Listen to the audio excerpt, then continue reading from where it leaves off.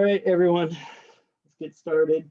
Have a seat on the floor, cross your shins, put a foot underneath each knee, hands on your thighs, lift your spine up. Take a nice deep breath in when you do this. Make sure the breath is always moving as you're adjusting. Then exhale, drop the shoulders, let the head stay lifted. Press your hands down again, lift your spine up, chin up. As you exhale, back ribs squeeze towards each other, side ribs move forward, front ribs lift up. And just let your eyes close and your shoulders, just let them go. Let all the energy, the lift come from the center line of the body rising up. But your weight, the connectedness to the ground is being emphasized by feeling the weight of your hips, the legs, that there is a base for you to lift up off of. That when you start this practice, you start this work, whether it's your first yoga class or your 400th or 20th year or whatever, there's always a moment to reconnect that everything you've done to this point has helped you be here. And to what you're going to do right now is the best yoga for you because it's the yoga you're actually practicing. So go to the foundation, feel the stability that comes from practice, whether it's the stability of bravery that you showed up for your first class, or the stability that comes with knowing that yoga is working for you in some way, or even knowing that all things pass, that even the challenges in yoga go away, that even the challenges you came here to yoga for change and go, that life is never stuck, static, or stale.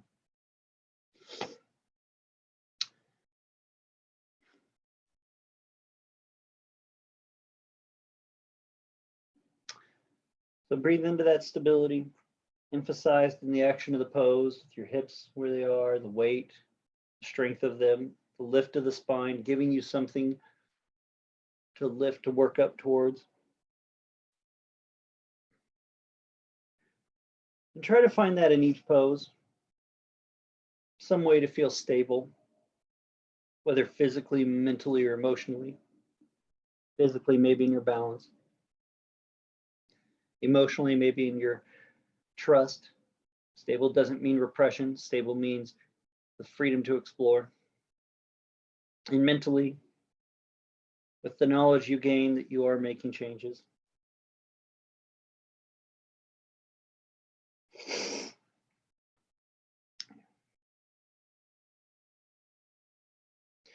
Bring the palms together at the chest, thumbs touching the sternum. We'll Om shortly 3 times and then begin. Take a breath. Oh.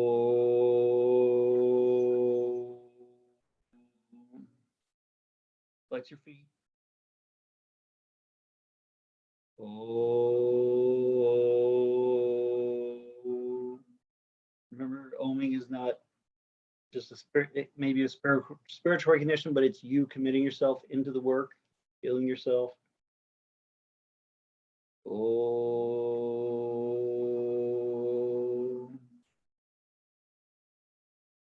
Bow your head. Salute the essence of yoga inside yourself. Bring your hands into your lap. Let your head rise and your eyes open. Cool. So nice to see everybody. Hi, Pratimas. Good to see you in. All right. So dark these days. Dogs are so barky these days. Let's come, let's grab a bolster or some blankets and make a bolster type shape and lay your bolster across your yoga mat. Let's modify our standing poses just a little bit to work a little bit to the quads, the hip mobility. So with your bolster or blankets across your mat, bring both knees onto it. Right. So I've talked about this in past classes, about how every time you're working with a straight limb, there's 3 joints you have to work with: your wrist, your elbow, and your shoulder. Every joint you have to work with makes an entirely new set of things you have to pay attention to. If I have my palm flat on the floor doing down dog, I have to stabilize my palm, my forearm for my wrist, my bicep, my forearm for my elbow, my whole everything else for my shoulder. And the leg, starting from a kneeling position and modifying a few standing poses to work from kneeling can be actually very interesting to help feel what muscles want to flex and not, and then use a little bit more of our body weight to move the hip joint. So from the kneeling position, step your right foot forward in front of you and move your right foot on the floor still past your knee just a few inches. Tristan's got a pretty good range of it right now as the puppy dog stretches out to show off his flexibility. Good. Stretch both arms straight up. And just even from here, press the left thigh down into the floor. Press the left shin bone down into the floor. This is for you, Pratima. Get some standing work in without your foot getting beat up. Gotcha. So when you push the left thigh down and you push the foot down in, or the shin, what can you lift and extend off this point? So your right knee, your right foot is on the floor. So now push your right foot into the floor and lift your spine and see what the difference in lift to the left and right side of the body is. Now this is an asymmetrical pose, meaning that you're not working each side in the same equal action, but you are starting to ask each leg muscle to flex and function. And notice the difference between, with the left leg, the thigh and glute flexing versus the right leg, which for a lot of us, we try to push our low back forward towards the foot. Try to move your low back away from the foot as you bend the right knee a little bit more. Kind of a warrior one modification. So just bend the knee more. But when you bend the knee, try to push down through the foot, not by gripping here in the low back, but by flexing from your right thigh muscle and pushing the foot, pushing the thigh through that foot joint. You almost want to feel like you can lift the abdomen away, not almost, you do. Want to lift the abdomen up away from the thigh bone. Look up with your head. You can't really look up with anything else, so I don't know why I said with your head. But look up and then move your upper body back. Move your hands first. Move your shoulders back. Then move your ribs back. And then bend your right knee again. So you're creating this flexed extension of the spine. For most of us, when we get to this action, the backward bend we're creating is just actually to move our spine in a straight line. So from Tristan, if I had to stick a truth from her hip joint up to her neck is in a straight line now. She feels like she's in a backward bend, mostly because she stays at a computer all day, like a lot of us. So as you move your head back, don't let the back of your head come towards your neck. Stretch the back of your head towards the room behind you like you're going to touch the world with the crown of your head. Then you will create more backward bend. Make all the backward bend you feel, not by pushing your shoulders and hips, but by stretching your head and neck back. Bring your arms down, place the hands on the back of the head with your head facing forward. Keep your legs, and now tilt your face up so the hands are now closer to the crown of the head, and then push your head into your hands really hard, and then move your elbows back. Let your hands move when you push your head back so you get more extension of that upper spine. And if you wobble, great. That's going to show you which leg doesn't want to work. So again, push your left thigh and left shin down. Push your right one. Push your right foot down through the thigh. Take a breath. Bend the right knee any degree more that you want to try and like challenge the strength of the pose. All right. Bring your head up first.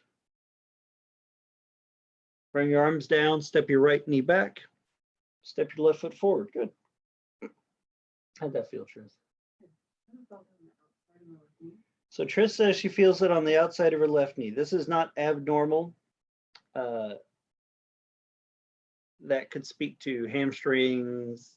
If you have knee tension, like you feel like a little stretch to the outside, inside of the knee, that's fine. It's when it's underneath the kneecap, like directly behind the cap towards the backside of the knee, then you really need to be aware. So with the left foot forward, right knee on the prop, push the shin down, push the thigh down. Not by leaning your body, but flex that quad and drive the knee through it. Left foot's a little farther in front of your knee. It's not close to the bolster, but it's not a million miles out there.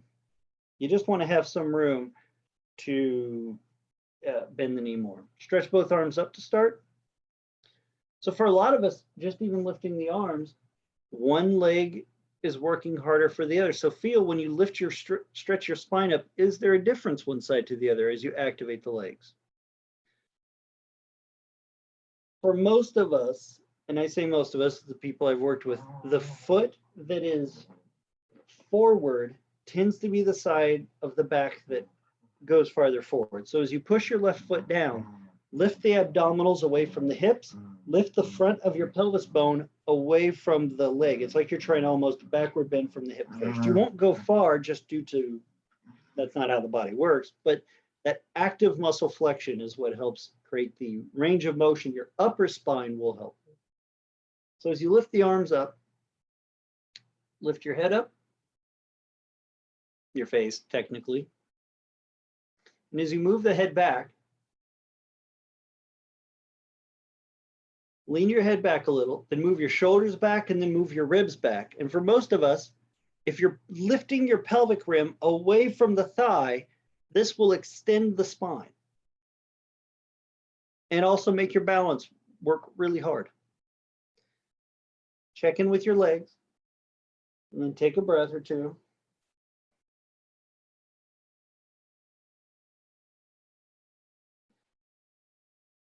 Bring your face forward, interlace your fingers behind your head. Tilt your head up again so your hands are now, you're moving the crown of the head as close to the hands as you can get. You don't want to bring your hands over the head. You want to bring your head towards your hands. Push your head into the hands, move the hands back with the head. Make any movement now from this pose, not how much you can throw your shoulders back. How can you lift your ribs up? How can you pick your pelvis up away from the front leg and then push your head into your hands so you feel your neck and back flex?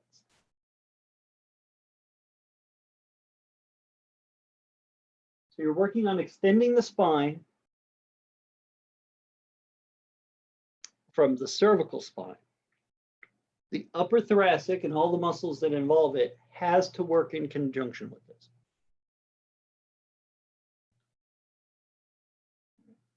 Tilt your head forward, bring your arms down, switch your legs again. So your right foot is in front of you, the left leg is back. So in this modified Virabhadrasana 1, there's an explorative element tonight of the spinal extension. How do we create as much lift for the spine? And remember, the neck is part of the spine, but it is often the one we ignore the most. And I say we because I do it too. I'll be doing a pose and find my head down here. This action of lift, and as my teachers would say, gazing forward, or as Gabriel would say, depressed yogis don't do this. Happy yogis don't do this. It's really, they were trying to get me to get my neck involved to one, strengthen my neck, and also to train the rest of my spine to move. So from here, we'll have a little fun. Walk your right foot forward another couple inches, regardless of where you are. Come on, Shuba, wiggle that foot forward, dear. You got it. All right. Back leg. We want to make the hamstring work, because if we want to stabilize the knee joint and make the glutes work, it has to come from the hamstring. So keep your hands on your hips. We'll worry about the extension in the same move, but now bend your left knee and try to pull your left heel towards your butt as close as you can without your hands. Point the foot. Like that, Chaya. The more, so I see some of you are starting to get that hamstring cramp. I can feel it happening. Good. So now that you feel the left leg, right? That's your hamstring. That's the work the hamstring should do in most of our poses. Really feel that. How much the quad has to work and the hamstring has to work to lift that while pointing the toe. And hold it for the next billion years.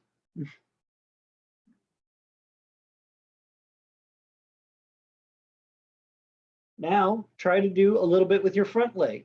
So you feel the bend of your left hamstring pushes you forward, right? All right. Push your right foot into the floor, lift the pelvic rim up. So the back leg moves you forward, the front leg lifts your pelvis back, so your spine has nowhere to go but up. Two parts moving to create lift. Now, if your balance will allow, stretch your arms up. Even if you wobble and fall, who cares? Not like anyone else sees this video except me. Like, this is like the yoga equivalent of singing in the shower, except your teacher is there saying your pitch is off. Look up. When you lift your head, lift your foot. Think about the crown of the head stretching back, and that one day the magical connection of your foot and your head will one day touch. Move muscularly like you were going to try and touch the two together. And even though you're thinking that will never happen, don't worry, it might, but that muscular action, that idea of circular movement will be there.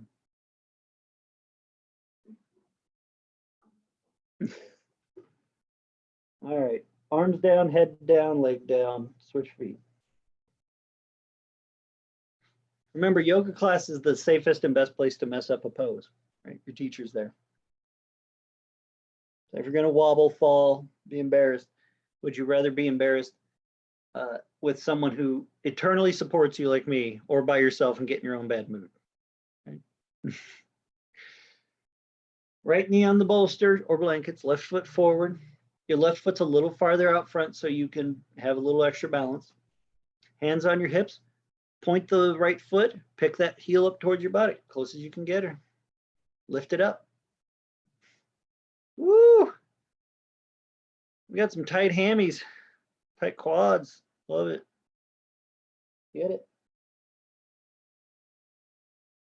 We'll spend the next 60 so seconds here.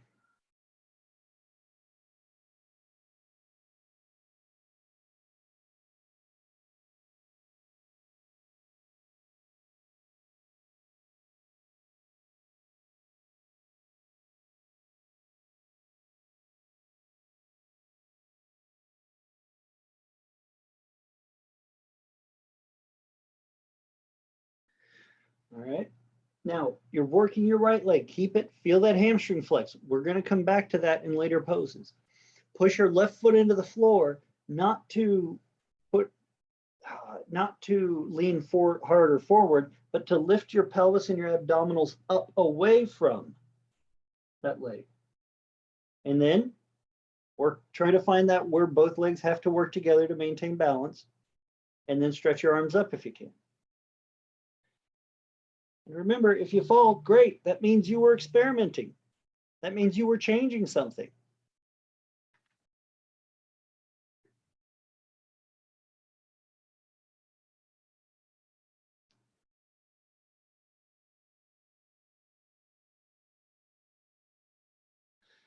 Look up. Move the top of your head back.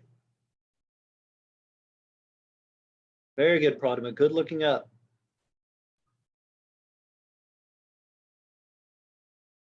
Now keep working the back leg.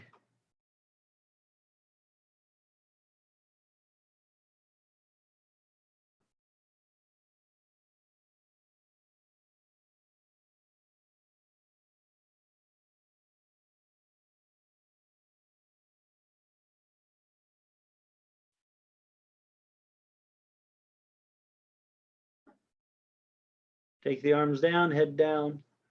Bring both knees back to the bolster for a moment. Woo! You feel it? She feels it. Step your right foot forward again. So you see, so we're just working this warrior one variation where we really start to define the muscular action of the legs. When the back leg is straight, the hamstring should be working like that. So we really start to be able to remove like the ankle joint so we can really feel how the thigh and hip works and the changes that makes into our balance and where the rest of our body tries to compensate. Very useful tool for that. So now take both hands onto the floor, one on each side of your right foot. Keep your hands or your fingertips there. And if you have a tight hamstring, do the best you can to use blocks under your hands, and then straighten your right leg by wiggling and crawling your right foot forward. Carry on.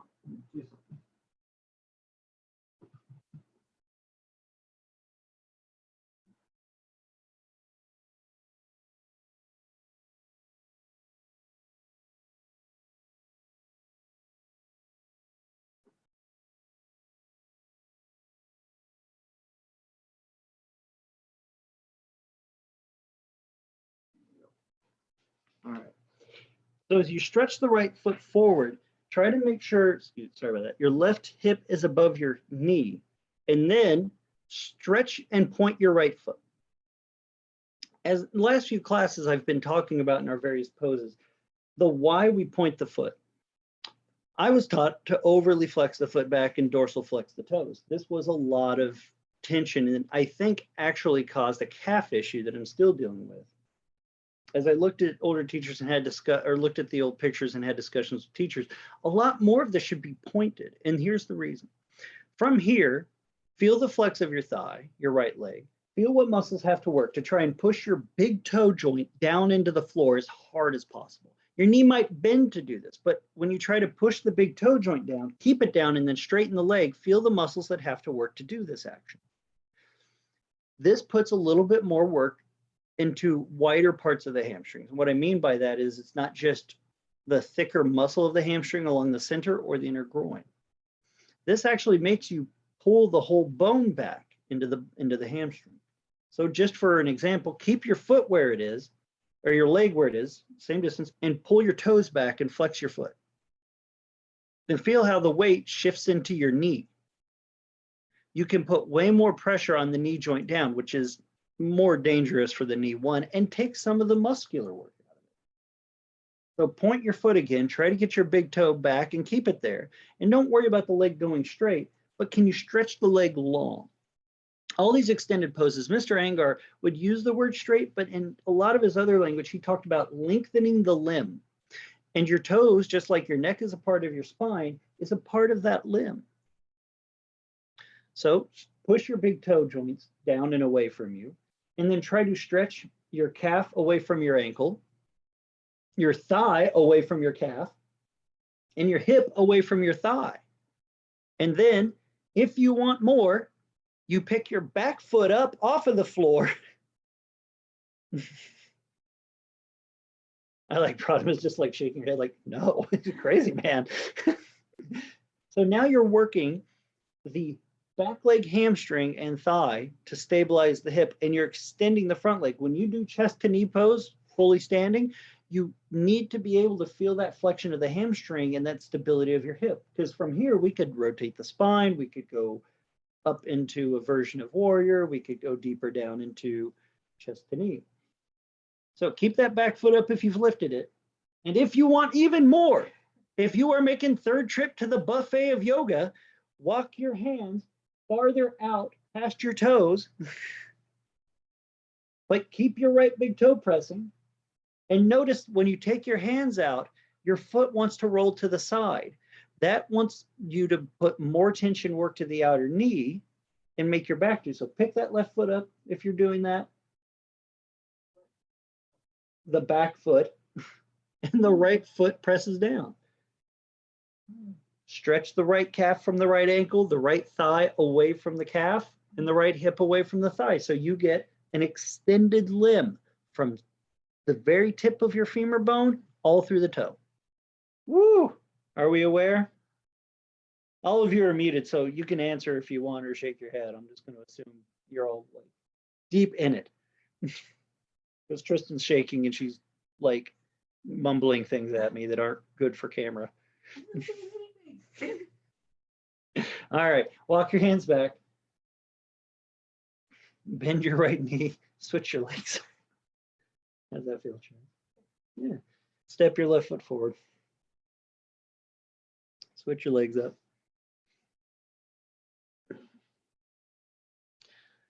So doing these poses like this, and we'll do some more of the fuller standing versions of it, but it's always nice to reconnect to, I hate to say the basics, because there's really no such things as the basics of yoga. You could do this pose your whole life and you're going to have a healthier body and more discipline, as Mr. Angar would say. So with your hands on the floor, your right hip above your right knee, so you're still stacked, your back thigh is vertical, perpendicular. Walk your left foot forward until the leg is as long as it can comfortably be. And then try to push your left big toe down. Even if the knee is bent, get the foot flat to the floor.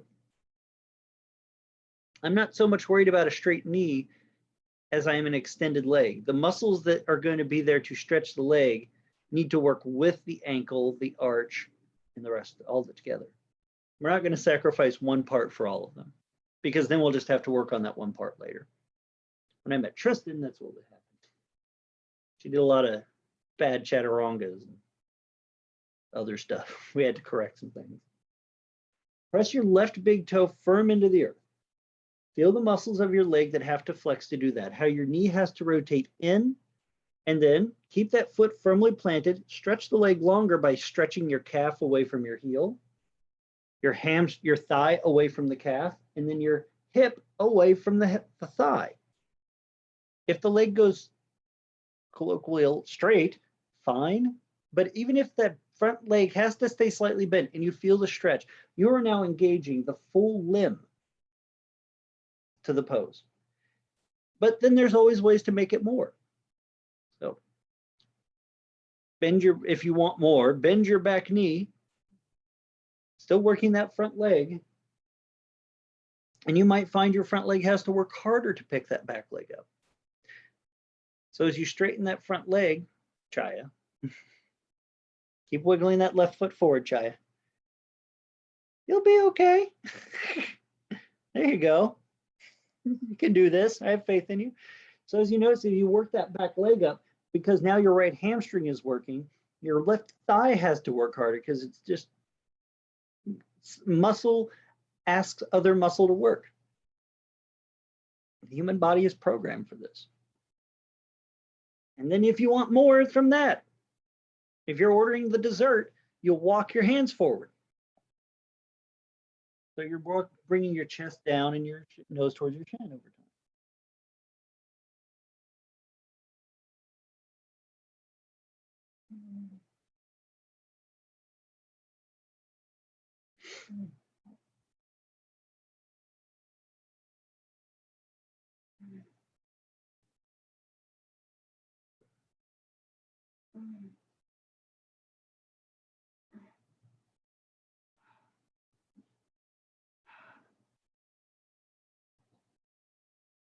Notice as you try to extend the arms and pick up the back foot, the left foot wants to leave the floor. Work that first. Calf away from ankle, thigh away from calf, hip away from thigh. And then you do the other stuff. And breathe.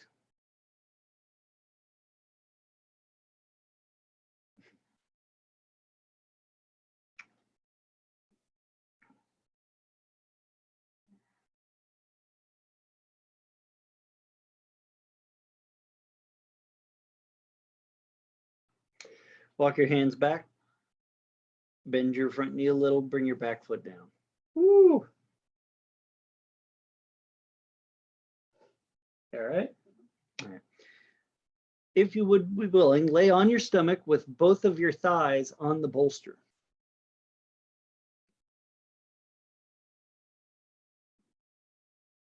Tristan's got it right there. So the bolster is about mid-thigh, or if not down near your knee.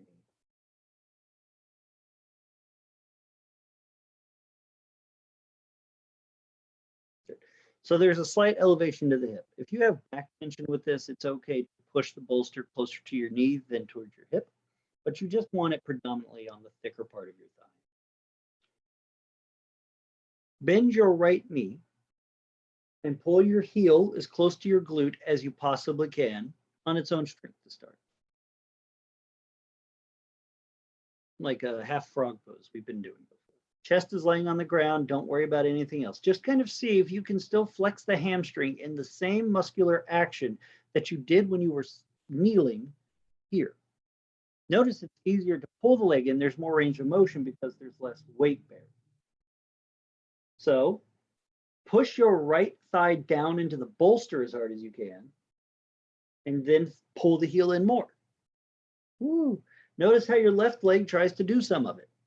Try to keep your left leg out of it for right now. Feel what's going on in your right leg. Notice when you do this, does your low back shorten? And what I mean by that, does your top of your right glute come towards your spine? Take your right hand to the top of your right buttock and push the top of your right buttock towards the bottom of your buttock. And notice your foot goes away a little bit when you do this, because most of us, and I'm in this group too when I started figuring this out, when I bent my knee, I was pulling my glute up to make it easier to pull my foot closer. This is where we start to create tension in our back and our backward bends. The more you push the top of your right buttock towards the bottom of your buttock will give your back some space to work with, but also it helps emphasize the idea that there's you can think of the buttock in two different halves, the top and bottom half. That bottom half is more thut region and the top is more towards your low back.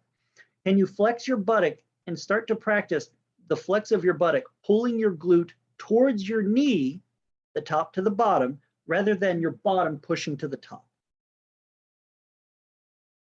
So hold that for about 5 more seconds and a few more breaths, and then just take your right hand off of the glute and see what it does. Because it might start going back towards your low back. Push your thigh down.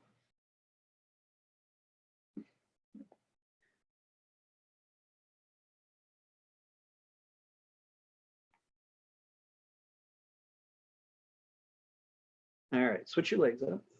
Without grabbing your left glute, just bend your left knee. Feel what happens to your back. Feel how the bottom buttock will want to tend to come to the top. Make the top go to the bottom of the buttock as the hamstring has to work. So take your left hand back to the top of your glute. Don't be afraid to grab a hold. And then push. Push it back. Now, if you don't feel any muscle flexing in there, flex it.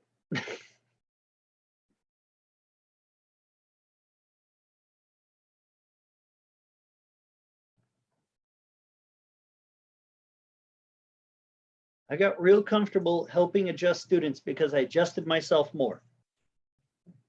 So don't be afraid to be experimentative. Push on yourself a little, adjust, rotate. Feel that, huh?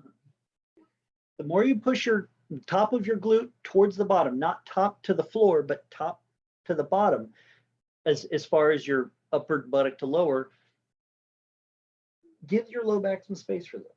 This is the big idea that frog pose is trying to teach us, but it's really hard to emphasize that, I think, when you're grabbing the foot and pushing and all this craziness. Bend both knees. Pull both heels towards the buttocks as you press the thighs down hard into the floor or into the bolster. Now, take both hands back. You can put something under your forehead like a blanket or turn your head to one side or the other and push the buttock towards the bottom of the buttock like you're smoothing it out. Aren't we all here for smoother booty? Probably not. It's very butt era. Push the top of the buttock to the bottom and feel the glutes flex. Can you encourage your glute muscles that are under your hands to move that direction? They can be moved that way.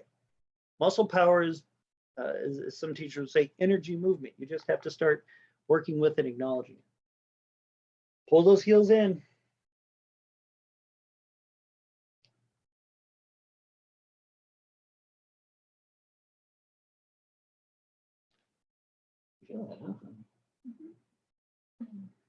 You got it? You feel the buttocks? Keep the buttocks pushing towards the bottom. Now, if you need a strap or something to grab a hold of your feet, now's the time to do so. But if you can grab your feet with both hands, do it. Did you feel your buttock slide into your low back again? Move the top of the buttock towards the bottom. Push your thighs into the bolster.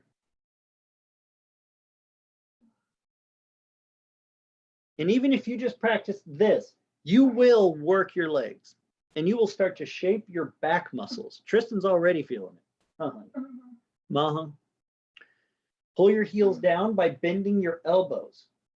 Lift your chin up onto the floor and lay your chin on the floor and look forward to begin to stretch your neck and a lot of the front neck muscle.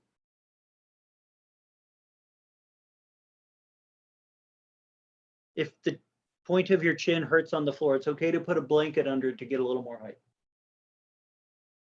Bend your elbows slightly and then squeeze them towards each other. And now squeeze your buttocks towards your knees. Push your thighs into the bolster. So your bottom base, the lower half of your body, is a strong foundation. Your hamstrings are fire. Pick your chin up an inch off the floor, look forward. Bend, don't let your elbows go straight when you do this. If you let your elbows bend, you've totally lost the upper back. You're now in your lower back. The elbows must stay bent. This is a bent elbow pose. Lift your elbows up a little higher to lift your chin and your chest slightly. Woo, now we're hot. Now we're working. Work your thighs down. Work your hamstrings to pull the heels down. And then work your glute from top to bottom. Take a breath.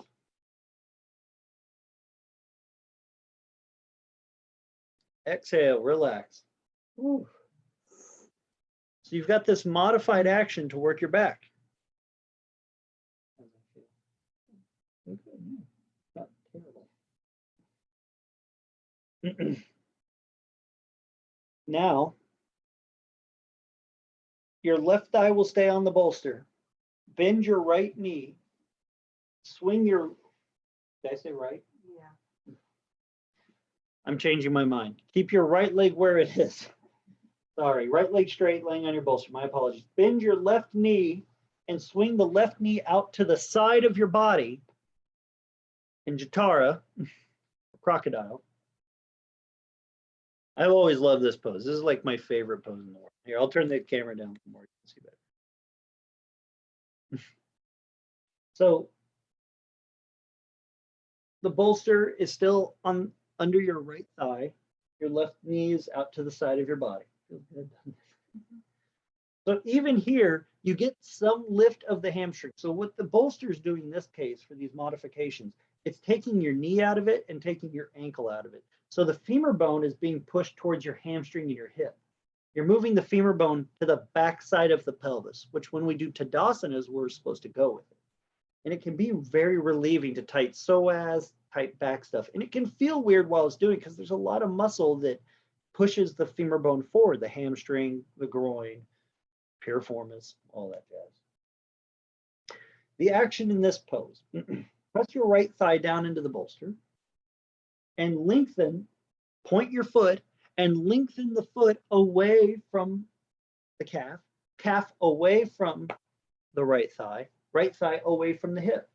Flex your right buttock and take the top of the buttock and move it towards the bottom of the buttock. Take your right hand back there and smooth it out again. Don't just grab the side, don't just grab your shirt. Get a palm of flesh and push it. Imagine I was in class with you and present. Would I just kind of like put a finger on you? I would ask first for permission, then palm and move your butt. If you're a teacher, if you're afraid to touch you, students will pick up on that and not be comfortable with you touching them safely and helping adjust them. Connection comes from experience. And you're here to experience you. Get a handful of your own butt, push it. Now push your right thigh down. Keep your right hand there. Take your left arm in front of your chest and pick your chest up. Just your forearm. Forearm on the floor, just the height of your forearm. Don't do straight arm, just forearm on the floor lift. Now push your thigh down harder into the bolster. Feel that, huh? Flex your right glute, push it towards the foot, foot away from the calf, calf away from the thigh, thigh away from your hip, hip away from your back. Lift your head up so your chin is neutral, like level with the parallel with the floor, and stretch your top of your head up so you're lifting from the back of your neck up through the crown.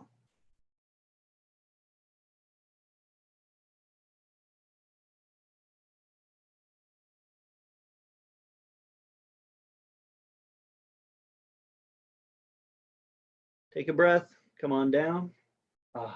Put your left leg back on the bolster. Swing your right leg out to the side.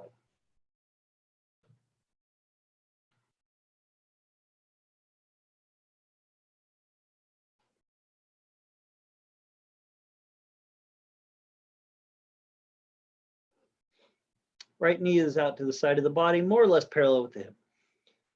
This is a pose that I used a lot to adjust my lower back, and I still do. Those of us that have really tight, like inner groin muscles to our low back, I cannot recommend this pose enough. It is phenomenal, but it should be done with props a lot because pushing on tight muscle from this angle can be very tension creating over time. All right, start with the back left leg. Point the foot. So you're just like you did in modified chest to knee, you're extending the limb because the limb extending will help create space to the center core. Stretch the big toe, pinky toe side. Flex your calf, stretch your calf away from the thigh. Flex your hamstring, ooh, and your thigh and push the thigh down and stretch the thigh away from your glute. And then flex your buttock, take a big handful, palm it, and push the top of your buttock to the bottom towards the heel. And then try to keep it. The left elbow is bent to help do this.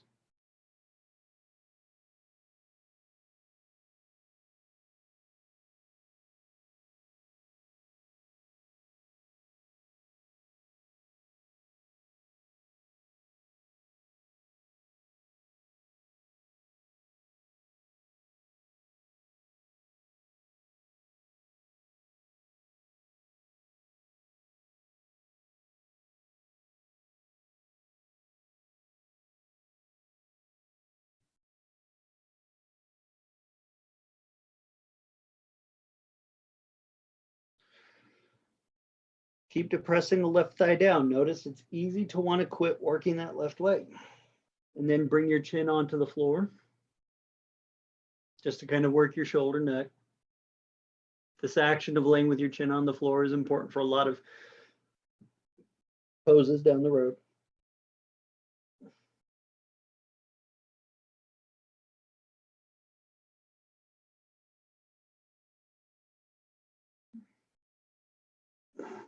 All right.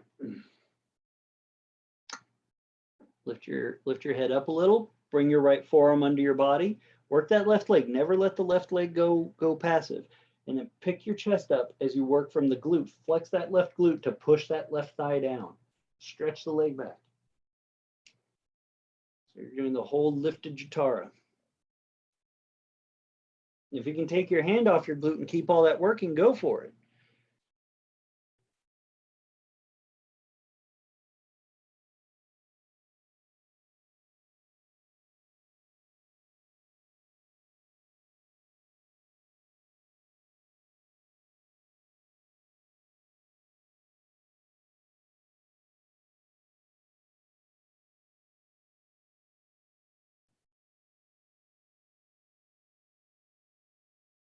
A few more seconds.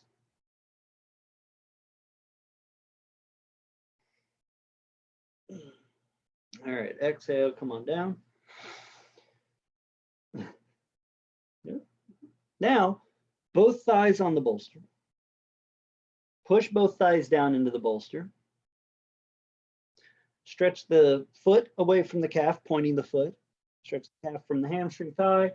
Glutes, fire. Stretch the top of the buttock to the bottom of the buttock. So you'll feel the abdominals flex the more you do this. This is the Tadasana glute action that teaches the abdominals to lift. Not about pushing them forward, but you take the top to the bottom, so the front of the pelvis helps activate the abdominis. This is how you be able to breathe in backward bends, because the lower abdominis is working and the top diaphragmatic area is not as gripped. Bend both knees. If you need a strap to grab to connect to the feet, do so. But if you can grab it with both hands, get them. Elbows will be straight on this one. So just as I've talked about in last classes, remember, wheel pose, or bow pose, this is bow pose, I'm sorry. Bow pose is the action of the shoulder being pulled back away from the chest. So it is not your arms doing the flexion. Your arms will be a connection point to the abdominals and legs to lift the spine. Bring your chin onto the floor so you're looking forward, and then push your feet against your hands and already start to drag your shoulders back away from your neck. Let your arms start to move. Make your legs now strong about pushing down into the bolster, and your hamstrings strong, your glutes pushing from top to bottom to move your foot away from the glute now. Re-extend the leg, just like you had been doing. And then when you feel your shoulders go back slightly, lift your chin up. Then when you feel your chin go up and your shoulders stay back and your legs stay strong, then fire your glutes again because they went out, I promise. You will not get up very high on this variation because this is the support is going to prop your legs more than your upper body, but we'll do the upper body version, I promise. This is to get your legs in it. Push your right foot against the hand, right glute to bottom glute. Pick your right thigh up off the floor, and it's like you're going to straighten your foot to the ceiling. You're straightening your leg to the sky. Even if the knee kind of floats up and you feel that right arm tractioned more, that's exactly correct. The right shoulder should be moving back to space, not forward to the floor. Bring your right leg down, do the left.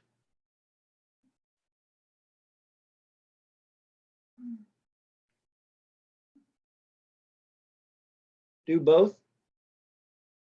Fire the buttock, top to buttock to bottom. Space your back. Exhale, come down. Woo, let them go. Come up onto your hands and knees and slide your bolster forward, or your blankets, so the bolster is at the top of your belly, or at the belly button, down to whatever part of your pelvis it touches. Justin's got it good. So that you'll get some of your thigh, a lot of the pelvis, groin, belly button. Scoot back a little further. Not that much. Come back. I'd come back for your body. Listen to me. And if you have a notoriously tight back or you find backward bends challenging, I would much rather you have more abdominal support than thigh support. So as you can see, Tristan, I had her scoot back, so she has like all pelvis, a little thigh, more belly. The more advanced you get, you do more all pelvis, medium belly, medium thigh. You split the remainder between the two. But for tonight, have a little bit more belly, a little bit of thigh, and all pelvis. Bend both knees again, pull the feet in. It's winter. We're going to have a backward bending Christmas. Diwali year, Hanukkah. Grab hold of the feet. Already begin to notice where you're trying to do this with your back. And can you connect to the muscles you've already worked? Fire your glutes, and from the top of the glute, push them towards the bottom, towards the knee. So you already feel your mid to low back drop, because that's the backward bend. Push your feet against your hands and stretch your shoulders away from your ears and back. For a lot of us, it's easier to lift here. Lift your chin first. And when you feel your shoulders go back, then you lift your chin an inch or two off the floor. Start the backward bend from the head. Don't lift your knees off the floor. Keep your knees on the floor on this one. So Pratima, scoot a little bit farther back on your bolster. There you go, dear.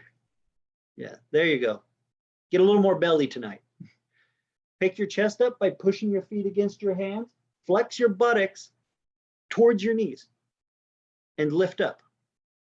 Straight arms. Try to straighten your legs.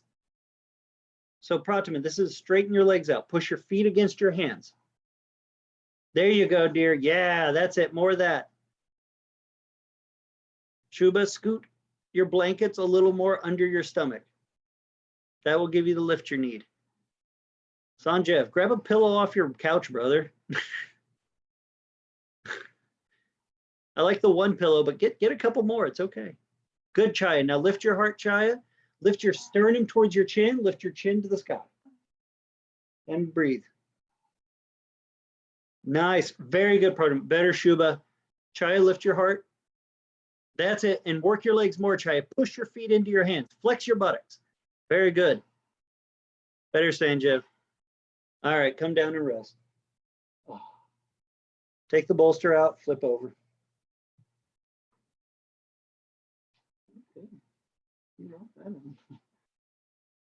Bend both knees and cross your right ankle over your left thigh. Once your right ankle is over your left thigh, draw your left leg to you, grab the back of the knee with both hands. Try to bend your elbows and relax your shoulder neck. Let your back relax to the floor. Do not press your spine to the floor, but let it just hang. And just breathe. Let the pose modify and release what you've already done. It won't undo it, but it will release it, right? We have to have an acknowledgement of a moment being over. We have lots of different traditions, right? You know, someone passes away, we have a funeral. Someone graduates, you know, just ceremony and diploma. Birthdays, all that jazz. Where in your yoga practice is there a pose that lets you release everything that came from that pose you just did before? Ideally, all of them would be that.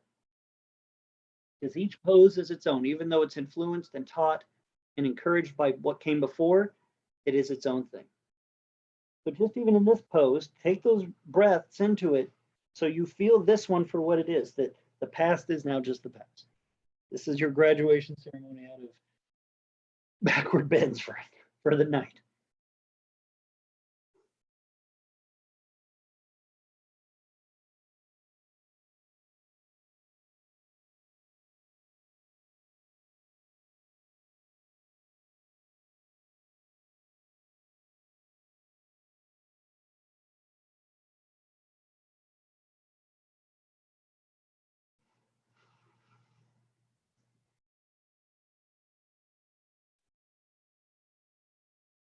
Go ahead, switch your legs.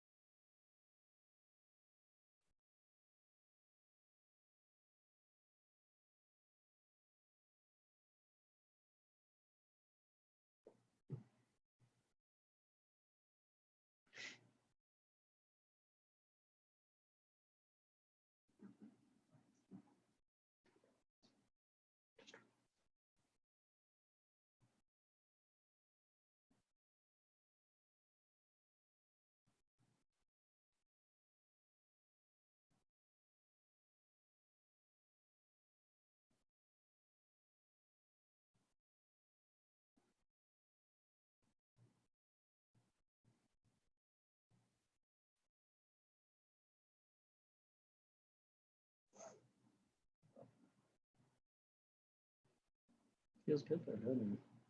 Especially after all that. Take a nice breath. Stretch your legs out as you exhale. Let your eyes close.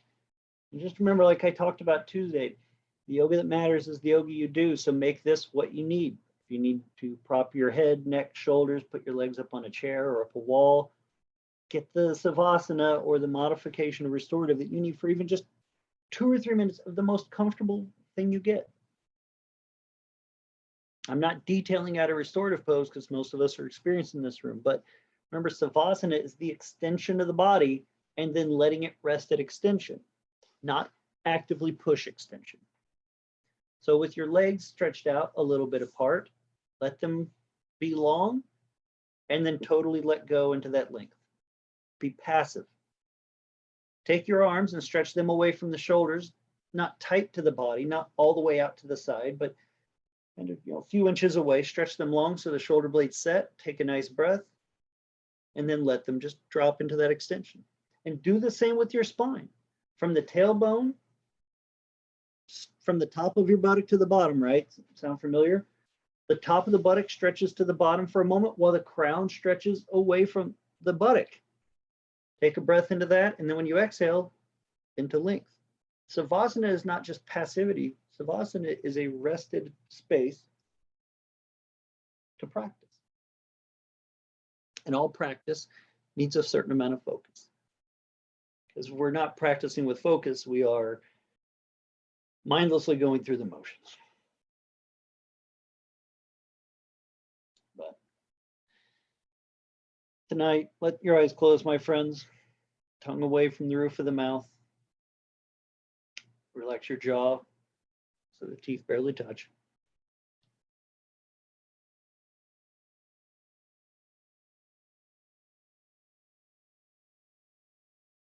Deep breath in, slow breath out. Then rest for a few minutes. and enjoy the fruits of your yogic practice.